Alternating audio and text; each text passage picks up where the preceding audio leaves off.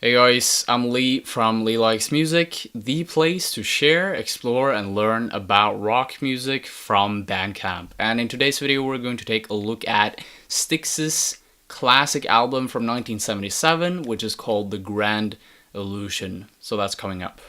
So before we get into the actual review, I want to talk a little bit about the background story of the album and the band. So back in 1973, Dennis DeYoung was one of the main vocalists of the band, and they had, at that time, just recently released a single which was called Lady. It actually didn't do that well during the first few months, but after a year, it started to climb the lists, and it was one of their biggest songs. Dennis DeYoung, who had created the lyrics and the melody for the song mainly, was really confident in what he was doing at that time. His confidence grew, and he would see himself eventually as the visionary for the band, as the band leader. Some years later, in 1977, they created The Grand Illusion, and this was marking the point in the history of the band where every single band member actually contributed equally to the musical effort. It's the time when the band was at their highest point, when they were peaking both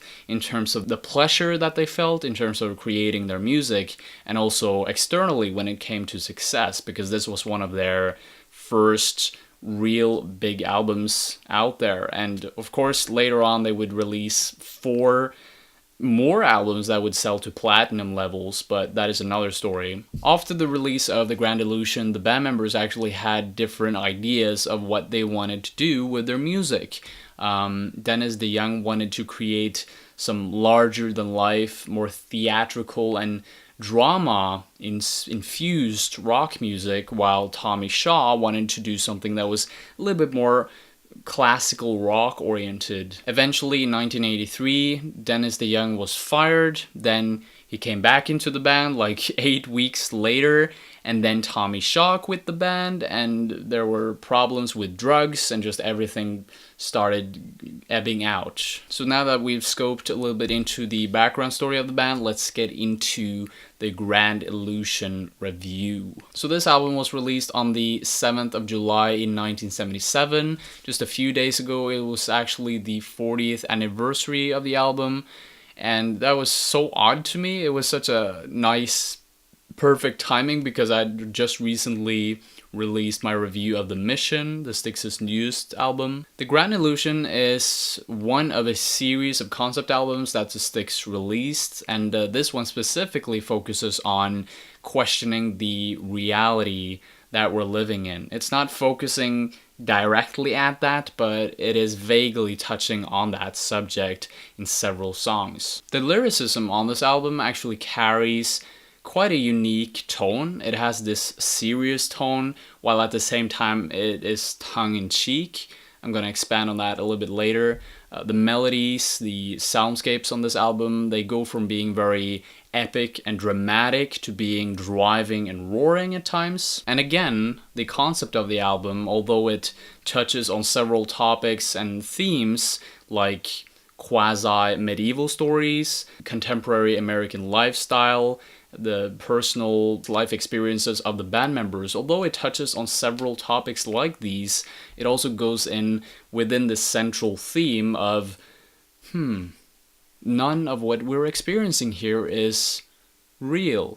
Or is it? Shortly said, it focuses on the fact that we as humans can never entirely grasp and conceive the world that we're living in. We're always surrounded by illusions. Some of them are small and man-made, while other ones are of a grander scale. The first reference that we get to this grand illusion in the lyrics is obviously from the first song, which is called The Grand Illusion. Dennis DeYoung sings, "Don't be fooled by the radio, the TV, or the magazines.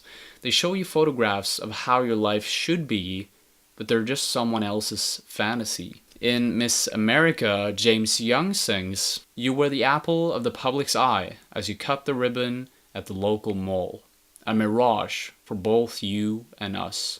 How can this be real?" And on Man in the Wilderness, Tommy Shaw sings, "All of the years I've spent in search of myself, and I'm still in the dark. At some points, I didn't really feel like these lyrics were that deep, and other times they just struck me very deeply. It was very much back and forth with the lyrics for me. Sometimes I could envision like very clear mental images about the lives, about the stories that these guys are telling in their lyrics, and other times it just simply didn't hit me. Now, when it comes to the melodies and the soundscapes on this album, it's just such a versatile world of sounds here, and at the same time they're so interestingly connected and tied together. On this album, Styx actually coupled together several different genres like pop, progressive rock, and what? Hard rock, maybe? I'm not sure. Maybe jazz? Maybe African blues? What? Pop, hard rock, and progressive rock. Some of the songs feature one of these genres as the prominent one. For example, if you look at Superstars, this is a song that has a very simple verse-chorus structure, and it also has this ballady tone and cadence to it, and that makes it more of a pop rock dominant song. Man, why am I saying dominant?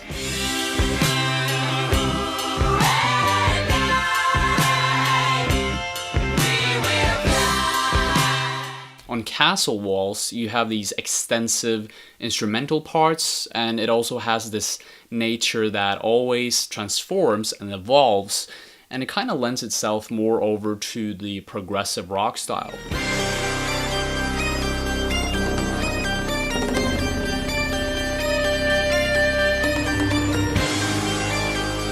And then you have these other songs that are featuring all of the genres, but they're overlapping each other. Come Sail Away is a great example of this. It starts with this very calm, simple, melodic, and evocative piano ballad, and then it just explodes into this anthemic hard rock scene, and after that you have this 1 minute long synth part, instrumental part, that just shows off the band's progressive side. So that is one great example of a song that just uses all of the genres in an equal manner.